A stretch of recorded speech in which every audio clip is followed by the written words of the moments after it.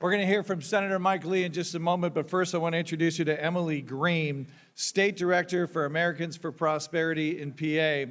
She graduated from the University of Pittsburgh with a major in political science and immediately jumped headfirst into political campaigns. The political climate in Pennsylvania in 2016 provided her with an in-depth, hands-on experience in high-profile races, and she thrived in the fast-paced nature of campaign lifestyle. Emily joined the Americans for Prosperity Pennsylvania team in 2018, taking on the role of field director in the greater Pittsburgh region. 6 years later, Emily serves now as state director, where she works to build broad-based coalitions and promotes sound policy that helps all Pennsylvanians achieve prosperity, not just a select few. Emily resides in Ardmore, PA, just outside Philadelphia. Would you please welcome Emily Green?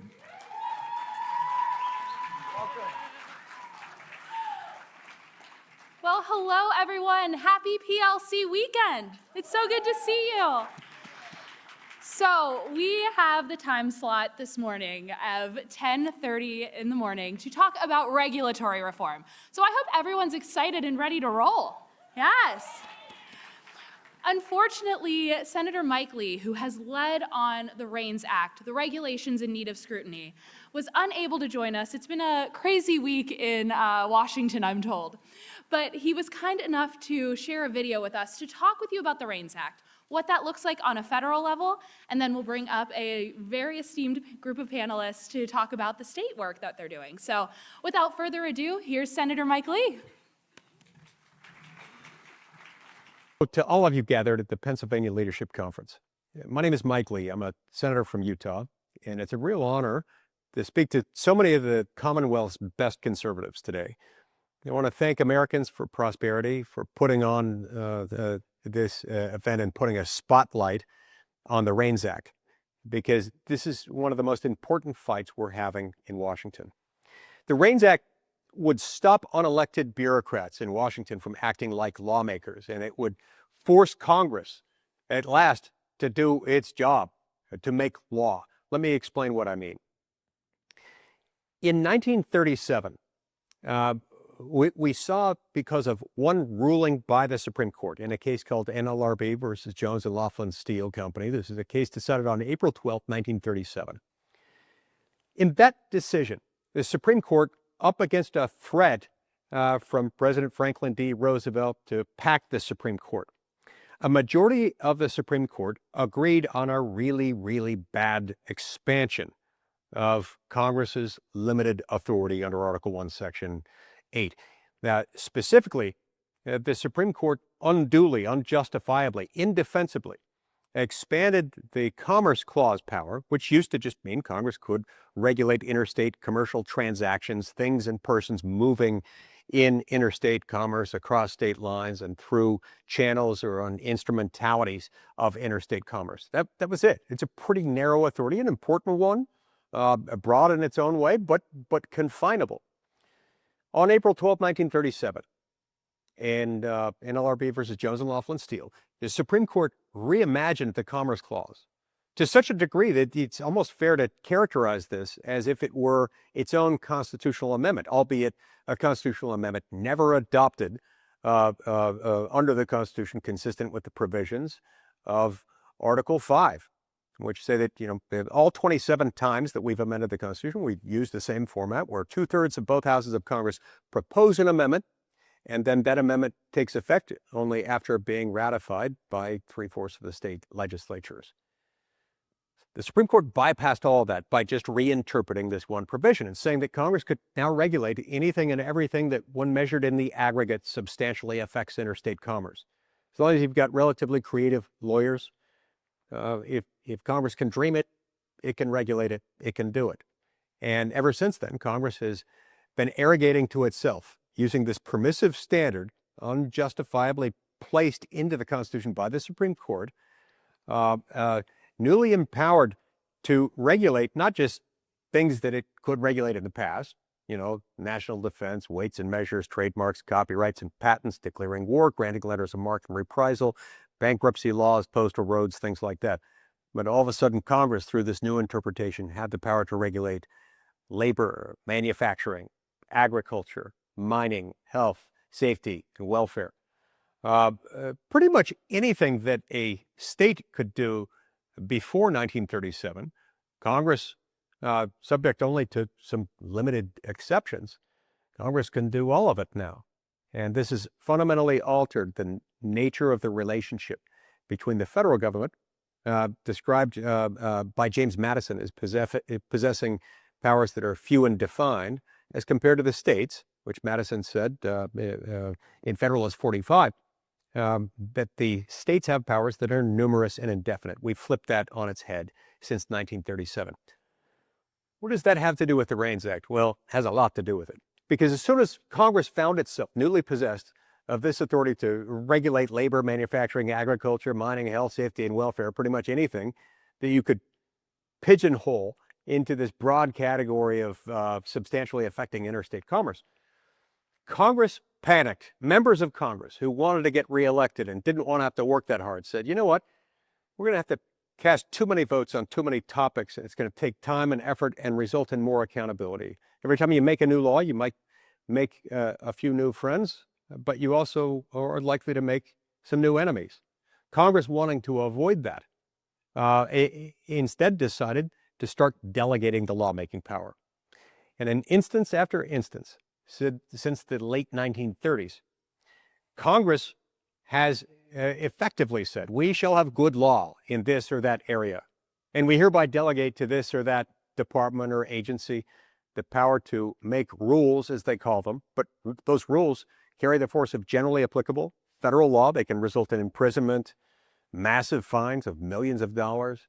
They can shut down your business if you don't obey them. So for all practical purposes, these are federal laws. But they're put in place not by those who work for you, not by those who you have the opportunity to fire. They have the chance to fire every member of the House of Representatives every 2 years, and voters have the chance to fire 1/3 of the Senate every 2 years. You can't fire federal bureaucrats. Almost no one, including in some cases, even the President of the United States, can fire some federal bureaucrats except for unusual reasons.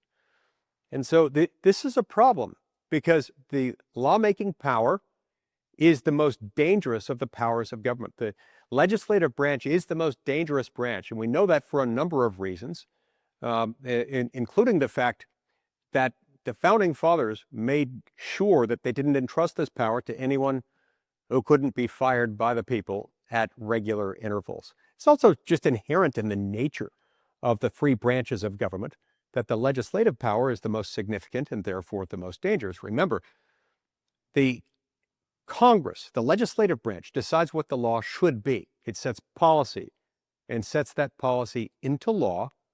And it's then the executive's job, the job of the president and those who serve under him, to execute, implement, and enforce those laws. And it's the job of the judicial branch to interpret those same laws where people disagree as to their meaning. And so the legislative power is, you might say, upstream from both the executive and the judicial power, and it therefore needs to be carefully constrained and always under the control of the voters. Now, James Madison warned us of some of the problems that we now encounter as a result of this excessive delegation. One of the many problems we face because of excessive delegation is just the sheer volume and the sheer pace at which these unelected, unaccountable bureaucrats make law. I have in my office 2 stacks of documents. One stack is relatively small. It's usually a few inches tall, and it consists of the laws passed by Congress during the previous year, usually a few hundred to a few thousand pages long. But the other stack of documents, contained by 3 separate bookcases standing side by side, consist of last year's Federal Register. The Federal Register is the annual cumulative index of federal regulations, these rules that are essentially federal laws as they're released to the public. 100,000 pages last year alone. And last year's 100,000 pages of rules and regulations have been estimated to increase the total regulatory compliance cost in this country by $1.5 trillion just for last year alone. By the way, this ends up being a backdoor invisible tax on pretty much everything you buy. Everything gets more expensive as a result of it. The problem is there's no itemized portion of the receipt telling you exactly which regulation caused which price increase and how much it was. But this inherent problem results in needless complexity and uncertainty. Now, James Madison warned us of some of this in Federalist 62, in which he said, quote, "It will be of little avail to the people that the laws are made by men of their own choice. If the laws be so voluminous that they cannot be read, or so incoherent that they cannot be understood, if they be repealed or revised before they are promulgated, or undergo such incessant changes that no man who knows what the law is today can guess what it will be tomorrow." Close quote. Stunning, breathtaking to think about how prescient his words were at the time. I'm convinced it would have been difficult for James Madison to imagine that we would see a day in which we'd see 100,000 pages of new law promulgated pretty much every year in America.